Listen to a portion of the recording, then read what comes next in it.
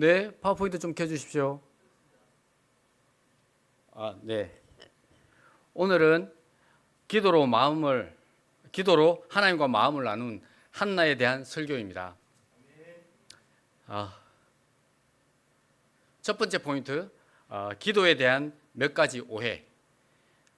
한나의 기도에 관한 이야기를 나누기 전에 우리가 기도에 관하여 성경에서 오해할 수 있는 몇몇 구절을 먼저 나누겠습니다. 첫 번째 오해입니다. 누가복음 11장을 보면 예수님께서 한밤중에 자고 있는 친구의 집을 찾아와 손님 대접할 빵을 구워달라며 졸라대는 또 다른 친구의 비유를 드십니다. 8절을 읽겠습니다.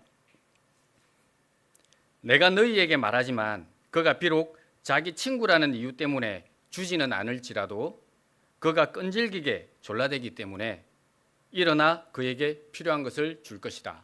아멘. 여기서 우리는 기도를 끈질기게 졸라대어야 하는 것이라고 오해할 수 있습니다. 일전에 철야 기도에 대한 글을 읽은 적이 있는데, 철야 기도 아시죠? 밤새도록 기도하는 거. 우리나라의 기독교에만 있는 특징이라고 합니다. 그러면서 이 철야 기도에는 무속신앙의 특징이 들어있다는 겁니다. 지성이면 감천이다 라는 말을 들어보셨을 것입니다. 내가 지극정성을 들이면 천지신명, 즉 하늘과 땅 사이에 있는 많은 신 중에 누군가는 감동을 받아서 소원을 들어준다는 뜻입니다. 누구에게 기도하는지는 중요하지 않습니다. 오로지 기도하는 사람의 정성과 열심만 중요할 뿐입니다. 그럼 예수님이 드신 이 비유의 뜻은 무엇일까요? 개역 한글 버전 11장 8절을 읽겠습니다. 내가 너희에게 말하노니 비록 벗됨을 인하여서는 일어나 주지 아니할지라도 그 강청함을 인하여 일어나 그에게 소용대로 주리라. 강청은 강할 강, 청할 청자를 써서 무리하게 억지로 청하다, 뻔뻔스럽게 요구하다는 의미입니다. 지금 이 친구는 정중하게 와서 요청을 하거나 도와달라고 구걸 하는 것이 아닙니다. 친구 사이라면 당연히 이 정도는 해줘야 되는 건 아니냐라며 떼쓰고 있는 것입니다. 우리가 기도하기 어려운 이유 중에 하나는 멋있는 기도를 하고 싶기 때문일 수도 있습니다. 기성정결을 갖춘 훌륭한 문장으로 기도를 드리고 싶어 합니다. 그리고 낮은 태도로 기도하면 응답해 주실 거라고 생각하고 겸손으로 스스로를 치장하기도 합니다. 그러나 예수님은 하나님이 너희 아버지이시니 뻔뻔스러울 만큼 담대하게 하나님께 기도해도 된다고 가르치고 있는 것입니다. 기도하면 구약의 시편을 떠올립니다. 구약의 학자들은 시편을 탄식시, 찬양시, 감사시 등으로 분류합니다. 탄식시는 자신이 겪는 어려운 상황을 하나님께 아뢰며 도움을 요청하는 시인데, 이 탄식시가 시편의 3분의 1을 차지한다고 합니다. 탄식시 중에 하나인 시편 109편 1절부터 8절까지 읽겠습니다. 내 찬송의 하나님이시여 잠잠하지 마소서. 악한 자들이 나를 헐뜯고 나에 대하여 거짓말을 하며 이유 없이 나를 공격합니다. 나는 그들을 사랑하고 그들을 위해 기도하는데도 그들은 나를 대적합니다. 그들이 선을 악으로 사랑을 정으로 갚고 있습니다. 악한 재판관을 택하여 내 원수를 재판하게 하시고 고소자를 그의 오른편에 서게 하소서. 그가 재판을 받을 때 유죄 선고를 받게 하시고 그의 기도도 죄가 되게 하소서. 그의 사는 날을 짧게 하시며 그의 직분을 다른 사람이 갖게 하소서. 아멘. 탄식시를 살펴보면 일부는 첫머리에 자기 죄 고백을 하면서 시작하는 것도 있지만 대부분은 다짜고짜 하나님께 자기의 필요를 먼저 이야기합니다. 그와 달리 우리는 하나님께 요구하는 것이 너무 죄송스럽고 뻔뻔스럽게 여깁니다. 그래서 요구하기 전에 우리 죄를 고백하는 등 자기 반성하느라 바쁩니다. 우리 꼬라지를 우리가 잘 아니까요. 우리가 볼품없고 형편없는 죄인이라는 것은 하나님도 이미 알고 계시고 심지어 사탄마저도 알고 있습니다. 그러니 우리 모두 하나님에게 자기 아버지에게 유산을 요구하던 탕자처럼 하나님께 우리 필요를 뻔뻔스럽게 이야기할 수 있는 아들이라는 것을 이해하셨으면 좋겠습니다. 두 번째 오해입니다. 누가복음 18장을 보면 한 과부와 불의한 재판관의 이야기가 나옵니다. 과부는 자주 재판관을 찾아가서 자기 원수를 갚아달라고 간청하지만 재판관은 한동안 들어주지 않고 있다가 마침내 이렇게 중얼거립니다. 이 과부가 계속 나를 성가시게 하니 내가 그의 간청을 들어주어야겠다. 그렇지 않으면 이 여자가 계속 와서 나를 괴롭힐 것이다. 과부는 당시 가부장적 문화에서 고아와 더불어 가장 약한 자를 대표합니다. 그리고 재판관은 하나님을 두려워하지 않고 사람을 무시하는 재판관입니다. 당시 이스라엘에서 재판관은 정당한 간청은 들어주도록 되어 있었습니다. 불의한 재판관이 마침내 과부의 간청을 들어준 것을 보면 과부의 간청은 정당한 간청이었던 것으로 짐작할 수 있습니다. 그런데 재판관이 한동안 과부의 간청을 들어주지 않았던 이유는 그가 하나님을 두려워하지 않고 사람을 무시하는 재판관이었기 때문입니다. 그럼에도 불구하고 과부가 계속 간청하니 성가셔서 마침내 그가 재판관으로서 해야 할 일을 합니다. 그래서 우리는 이 비유를 근거로 오래 매달리기 시합처럼 하나님이 성가실 정도로 기도하면 들어주신다고 오해할 수 있습니다. 그런데 이 비유의 첫 문장인 누가복음 18장 1절을 보면 예수님은 제자들에게 언제나 기도하고 실망하지 말아야 할 것을 가르치시기 위해 이 비유를 말씀하셨다라고 되어 있습니다. 누가복음 18장 6절에서 8절을 제가 읽겠습니다. 그러고서 주님은 다시 말씀하셨다. 너희는 이 옳지 못한 재판관의 말에 귀를 기울여라. 하나님께서 직접 택하신 백성이 밤낮 부르짖는데 원수를 갚아주시지 않고 계속 그대로 두실 것 같으냐? 내가 너희에게 말하지만 하나님이 속히 그들의 원수를 갚아주실 것이다. 그러나 내가 다시 올 때 세상에서 믿음을 찾아보겠느냐? 과부의 정당한 간청에 대해 불의한 재판관도 들어주는데 하물며 직접 택하신 백성인 우리의 정당한 간구를 의로우신 하나님이 들어주시지 않겠냐는 뜻입니다.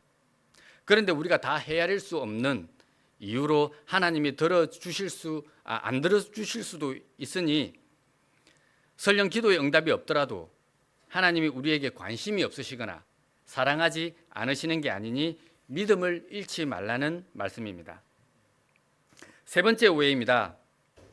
데살로니가전서 5장 16절에서 18절입니다. 항상 기뻐하십시오. 쉬지 말고 기도하십시오.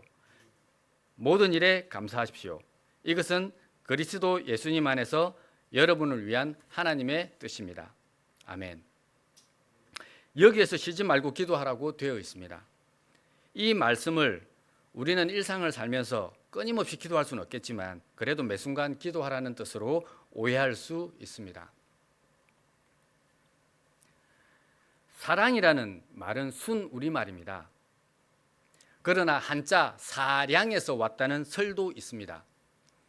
우리가 사랑에 빠지면 생각사 헤아릴 양 해서 생각을 많이 한다는 뜻입니다. 우리가 사랑에 빠지면 밥을 먹을 때도 길을 갈 때도 공부할 때도 일할 때도 사랑하는 사람을 계속 생각하지 않습니까? 우리가 무엇을 사랑하든 사랑하는 대상이 우리의 머리를 점령합니다. 그래서 쉬지 말고 기도하라는 것은 항상 하나님을 인식하고 살라는 의미입니다. 우리 교회 찬송가처럼 길 갈 때나 일할 때나 공부할 때 하나님과 함께 또 그분의 말씀을 묵상하며 살라는 의미입니다. 두 번째 포인트, 우리가 구하지 말아야 할 것들과 구해야 할 것들. 야고보서 4장 1절에서 3절 개역 개정으로 읽겠습니다. 너희 중에 싸움이 어디로부터 다툼이 어디로부터 나느냐? 너희 주체 중에서 싸우는 정욕으로부터 나는 것이 아니냐? 너희는 욕심을 내어도 얻지 못하여 살인하며 시기하여도 능히 취하지 못함으로 다투고 싸우는도다. 너희가 얻지 못하면 구하지 아니하기 때문이요 구하여도 받지 못하면 정욕으로 서려고 잘못 구하기 때문이라. 아멘. 이 말씀은 우리가 기도할 때 정욕에 서려고 구하는 것은 주시지 않는다는 말씀입니다. 정욕은 욕구를 절제하지 못하고 계속해서 갈망하는 것을 말합니다. 구체적으로 살펴보겠습니다. 요한일서 2장 15절에서 16절을 읽겠습니다. 이 세상이나 세상에 있는 것들을 사랑하지 말라. 누구든지 세상을 사랑하면 아버지의 사랑이 그 안에 있지 아니하니 이는 세상에 있는 모든 것이 육신의 정욕과 안목의 정욕과 이생의 자랑이니 다 아버지께로부터 온 것이 아니요 세상으로부터 온 것이라. 아멘. 여기에는 말씀하시길 정욕에는 육체의 정욕과 눈의 정욕이 있다고 되어 있습니다. 육체의 정욕은 육체의 욕구를 절제하지 못하고 끊임없이 갈망하는 것을 말합니다. 예를 들어 보겠습니다. 먹는 것은 죄가 아닙니다. 그러나 먹는 것을 너무 좋아해서 형편을 벗어나 전국의 맛집을 찾아다니면서 시간과 돈을 지나치게 소비하는 것은 육체의 정욕일 수 있습니다. 잠자는 것이 그것일 수 있고 성욕이 그것일 수 있습니다. 이번에는 눈의 정욕에 대한 예를 들어보겠습니다. 보는 것은 죄가 아닙니다. 그러나 보고 보여지는 것이 중요해서 형편을 벗어나 명품에 집착하는 것은 눈의 정욕, 눈의 욕심일 수 있습니다. 사람의 내면을 보기보다 그가 들고 다니는 가방, 몰고 다니는 차로 사람을 결정하고 규정짓고 자기도 그와 같이 되려고 자기 형편을 넘어 수천만 원짜리 가방을 사고 억소리 나는 차를 사는 것, 그것이 눈의 정욕일 수 있습니다. 이와 같이 정욕을 위한 기도는 하나님께 구하여도 받지 못합니다. 그러면 우리는 어떤 것들을 구해야 할까요? 요한일서 5장 14절입니다. 우리는 무엇이든지 하나님의 뜻대로만 구하면 하나님이 우리의 기도를 들어주신다는 확신을 가지고 있습니다. 아멘. 이 말씀은 응답되는 기도는 하나님의 뜻을 구하는 기도라고 되어 있습니다. 그럼 하나님의 뜻을 구하는 기도에 대해서 이야기해 보겠습니다. 많은 경우 하나님의 뜻을 이야기할 때 신명기 29장 29절을 많이 인용합니다. 개역 개정으로 읽겠습니다. 감추어진 일은 우리 하나님 여호와께 속하였거니와 나타난 일은 영원히 우리와 우리 자손에게 속하였나니 이는 우리에게 이 율법의 모든 말씀을 행하게 하려 하심이라. 아멘. 감추어진 일은 하나님께 속했기 때문에 우리가 알 수 없지만 드러난 일은 우리에게 속했고 그것은 율법 곧 성경이라고 되어 있습니다. 성경에는 하나님의 뜻이 드러나 있다는 거지요. 아내를 사랑하는 것, 내 이웃을 사랑하는 것, 쉬지 말고 기도하는 것, 항상 기뻐하는 것, 모두 하나님의 뜻이지요. 그리고 이것을 구하는 기도는 하나님의 뜻을 구하는 기도입니다. 저는 개인적으로 하나님의 뜻을 구하는 가장 강력한 기도는 마태복음 5장에 있는 산상설교의 내용이라고 생각합니다. 마음이 가난한, 슬퍼하는, 의에 굶주리고 목마른, 남을 불쌍히 여기는, 마음이 깨끗한, 의를 위해 핍박받는 사람이 되도록 구하는 기도. 감히 한 번씩 흉내만 내보는 기도입니다. 다시 말씀으로 돌아가서 나타난 일, 곧 드러난 일은 우리에게 속했다라고 되어 있습니다. 드러난 일은 이미 된 일들이지요. 저는 심장 박동이 규칙적이지 않은 부정맥을 가지고 있습니다. 일상생활에 지장이 매우 많습니다. 나이가 들어갈수록 더 어렵습니다. 그런데 이게 저에게 드러난 일이니까 이걸 저에 대한 하나님의 뜻이라고 생각하면 하나님을 크게 오해할 수도 있을 것 같습니다. 그러나 욥기를 공부하면서 오해할 수 있었던 이 부분을 제가 어떻게 하나님의 뜻으로 이해했는지 나누어 보겠습니다. 욥기 1장을 보면 욥에게 불행이 덮칩니다. 모든 불행은 당하는 자에게는 갑작스러운 일이고 뜻밖의 일입니다. 욥에게 나타난 이 뜻밖의 일을 하나님의 뜻이라고 할 수 있을까요? 욥기 1장 12절을 보면 하나님은 욥을 괴롭히겠다는 사탄의 제안에 대하여 좋다라고 답하십니다. 하나님이 허락하셨다는 의미지요. 이것에 대해 욥기를 풀어선 작가는 이렇게 말합니다. 욥에게 사탄이 찾아온 것은 욥에게도 하나님에게도 뜻밖의 일이라는 것입니다. 그런데 하나님은 이를 허락하심을 통해서 뜻밖의 일을 뜻 안의 일로 만드신다는 것입니다. 그래서 모든 일은 하나님의 뜻 안에서 이루어지는 것이지요. 로마서 9장 28절 말씀이 이를 증거하고 있습니다. 읽어보겠습니다. 하나님을 사랑하고 그분의 계획대로 부르심을 받은 사람들에게는 결국 모든 일이 유익하게 된다는 것을 알고 있습니다. 아멘. 제가 병을 가지고 있는 것은 저에게도 하나님에게도 뜻밖의 일이었지만 결국 하나님의 허락하심을 통해 하나님의 뜻 안으로 품어졌기 때문에 분명 저에게 유익이 있을 거라고 생각합니다. 또한 그렇게 생각하는 것이 저의 믿음의 몫입니다. 하나님이 허락하신 뜻이라고 해서 하나님이 반드시 기뻐하신 뜻이라고 오해만 하지 않는다면, 그리고 선하신 하나님의 우리에 대한 깊은 사랑을 의심만 하지 않는다면 결국 우리에게 드러난 모든 일은 우리의 유익으로 돌아올 것입니다. 아멘. 세 번째, 한나에게 배우는 기도. 네, 또 첫 번째 포인트 있습니다. 첫 번째, 실망, 낙심하지 않는 기도입니다. 사무엘상 1장을 보면 한나 가족의 이야기가 나옵니다. 한나의 남편 엘가나는 한나 외에도 브닌나라는 아내가 있었습니다. 브닌나에게는 자녀가 여럿 있었지만 한나에게는 자녀가 없었습니다. 5절을 보면 사무엘상 1장 5절을 보면 여호와께서는 한나에게 자식을 주지 않았다라고 되어 있습니다. 엘가나에게는 습관과 같이 매년 꼭 하는 일이 있었는데 그것은 가족을 다 데리고 실로에 올라가 예배를 드리는 것이었습니다. 실로는 여호수아 때 세운 성막과 하나님의 법궤가 있던 곳으로 당시 이스라엘의 중심지였습니다. 한나와 브니나가 평소에는 떨어져 지내서 괴롭힘이 덜했을지는 몰라도 매년 실로로 올라갈 때면 함께 할 수밖에 없었을 것이고 그 기간만큼은 브니나로부터 학대 수준의 괴롭힘을 당해서 그런지 음식을 먹지 않고 울기만 하는 때가 많았습니다. 한나의 입장에서 보면 실로로 오고 가는 동안 브니나에게 당하는 괴로움도 괴로움이지만 매년 예배를 드리면서 기도했건만 자신을 괴롭히는 못된 브니나에게는 계속 자녀를 주시면서 자신에게는 주시지 않는 하나님에 대한 원망하는 마음이 들어 더 이상 실로에 가고 싶지 않았을 수도 있었을 것입니다. 그런데 한나는 체념하지 않고 매년 실로에 올라갑니다. 사무엘상 1장 9절에서 10절입니다. 어느 날 그들이 실로에서 먹고 마신 후에 한나는 일어나 성전으로 갔다.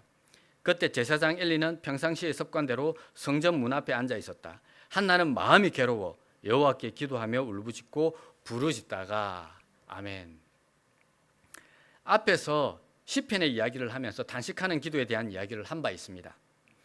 자신이 처한 괴로운 상황에서 실망하지 않고 포기하고 단념하는 것이 아니라 하나님 앞에 나와 토로하고 원망하고 자신의 아픔을 아뢰는 것입니다.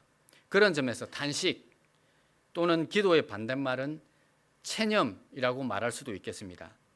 사전에는 체념에 대하여 희망을 버리고 아주 단념함이라고 정의되어 있습니다. 희망을 버린 사람은 기도하지 않습니다. 그런데 하나님 앞에서 단식하는 것은 아직 희망을 버리지 않았다는 뜻이고 아직 하나님을 신뢰하고 있다는 표현인 것입니다. 그러므로 단식은 불평으로 표현된 찬양이라고도 말할 수 있겠습니다. 이렇게 한나는 자신의 처지를 비관만 하지 않았고 남편에게 원망을 쏟아낸 것이 아니라 우리의 모든 아픔을, 필요를 기억하시고 때에 맞게 채워주시는 하나님께 나아가기를 포기하지 않았던 것입니다. 바로 이 점이 지금 우리가 한나를 이야기하는 중요한 이유입니다. 두 번째, 신실한 기도 드린 대로의 삶. 사무엘상 1장 10절에서 11절입니다. 한나는 마음이 괴로워 여호와께 기도하며 울고 부르짖다가 이렇게 서약하였다. 전하신 여호와여, 이 여종을 굽이 살피소서. 내 고통을 보시고 나를 기억하셔서 아들 하나만 주시면 그를 평생토록 여호와께 바치겠습니다. 그리고 그의 머리도 깎지 않겠습니다. 아멘. 하나는 매년 실로로 올라왔고 자녀의 필요가 있었으니 해마다 그 필요에 대해 기도를 드렸을 것입니다. 그런데 이날은 서원 기도를 드립니다. 그리고 얼마 후에 한나는 아들을 얻었습니다. 이 얼마나 귀한 아들입니까? 저는 가끔 호기롭게 약속했다가 나중에 후회하는 일이 종종 있습니다. 그리고 그 약속을 무르고 싶기도 하지요. 어쩌면 한나는 막상 귀한 아들을 품에 안고 보니까 많은 생각이 들었을 수도 있었을 것입니다. 귀한 아들도 귀한 아들이지만 아들을 맡겨야 할 엘리 집안에 대한 소문이 좋지 않았습니다. 과연 저기에서 사무엘이 바르게 자랄 수 있을까? 의구심도 있었을 것입니다. 그래서 한나는 당초 서약을 무르고 싶은 유혹도 있었을 것입니다. 왜냐하면 율법에는 서약을 물을 수 있는 규정이 있기 때문입니다. 민수기 30장에는 서약에 대한 규정이 나옵니다. 하나님께서 서약한 것은 반드시 지켜야 한다고요. 그런데 하나님께서 우리의 연약함을 아시니까 서약을 물을 수 있는 규정도 주셨습니다. 레위기 27장 1절에서 6절을 세 번역으로 읽겠습니다. 주님께서 말씀하셨다. 너는 이스라엘 자손에게 말하여라. 그들에게 다음과 같이 일러라. 어느 누구든지 주에게 사람을 드리기로 서약하고 그 사람에게 해당하는 값을 돈으로 환산하여 드리기로 하였으면 그 값은 다음과 같다. 쭉쭉쭉쭉쭉 있고요. 난지 한 달 된 아이에서부터 5살까지는 남자의 값은 은 5세겔이고 여자의 값은 은 3세겔이다. 이와 같은 규정에 따라 한나는 은 5세겔만 내면 그 서약을 물을 수도 있었습니다. 출애굽기 21장을 보면 소가 남종이나 여종을 들이받아 죽게 하였으면 소 임자는 그 종의 주인에게 은 30세겔을 주고 그 소는 돌로 쳐서 죽이라고 규정되어 있습니다. 이것으로 출애굽기 당시에 중동 지방의 노예 가격은 은 30세겔이라고 은 30세겔인 것을 알 수 있습니다. 요셉은 은 20세겔에 팔렸고 예수님도 은하 30냥에 팔리셨습니다. 사사기 시대 5세겔은 큰 돈일 수 있겠지만 아무리 큰 돈이라도 아들에 비하겠습니까? 그러나 한나는 자신이 기도한 대로 서약한 대로 신실하게 그것을 실천합니다. 사무엘상 1장 24절에서 28절입니다. 아이가 젖을 때자 부모는 어린아이를 데리고 실로에 있는 여호와의 집으로 올라갔다. 그러나 그들은 빈손으로 가지 않고 제물로 된 3년 된 수소 한 마리와 밀가루 22리터와 포도주 한 가죽 부대를 가지고 갔다. 그들은 수소를 잡아 아이를 데리고 엘리에게 갔는데 이때 한나가 그에게 말하였다. 제사장님 저를 기억하시겠습니까? 나는 제사장님이 여기서 지켜보는 가운데 기도하던 여자입니다. 내가 아들 하나만 달라고 기도했더니 여호와께서 이 아이를 주셨습니다. 그래서 내가 이 아이를 여호와께 평생 바칩니다. 그러고서 그들은 그곳에서 여호와께 경배하였다. 아멘. 기도에 대한 유명한 말이 있습니다. 기도는 삶을 능가할 수 없고 삶은 기도를 능가할 수 없다. 한나는 기도한 대로 삶을 살았고 삶을 기도로 채웠던 사람입니다. 바로 이 점 또한 지금 우리가 한나를 이야기하는 중요한 이유입니다. 사무엘상 2장 21절 마지막 구절을 읽고 설교를 마치고 기도드리겠습니다. 그래서 여호와께서는 한나에게 복을 내리셔서 세 아들과 두 딸을 더 주셨으며 한편 사무엘도 여호와 앞에서 무럭무럭 자라고 있었다. 아멘. 기도드리겠습니다. 하나님 아버지, 당신은 우리와 이야기를 나누고 싶으셔서 우리에게 기도라는 수단을 주셨는데 우리는 아버지 방을 찾아 구하고 두드리는데 여전히 수줍음이 많습니다. 아직 하나님에 대한 우리의 사랑을 깊이 깨닫지 못한 탓이겠지요. 이 시간 기도드립니다. 우리가 당신의 사랑의 깊이와 넓이를 깨달아 당신 안에 있는 자유함을 만끽할 수 있길 바라오며 예수님의 이름으로 기도드립니다. 아멘. 예배 마치겠습니다.